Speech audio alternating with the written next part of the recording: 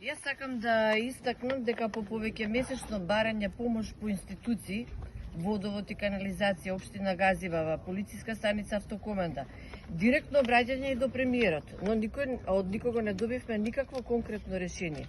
Затоа, во името на жителите на улица Финска, овој пат му се обраќам на министерот Тошковски, со надеж дека ќе се заинтересира за нашиот случај, нашава состојба. Ќе превземе мерки кон посоченото лице и ќе донесе забрана за вербално и физичко приближување кон сите негови соседи како би се спречил иден посериозен инцидент. Затоа што провокациите што ги трпиме од ова лице не запираат, туку ескалираат. Сведоци за тоа се полициските екипи кои постојано доаѓаат на терен и ги евидентираат секојдневните инциденти. Сетете се на Фросина од Велес и на погубното ненавремено реагирање на институциите.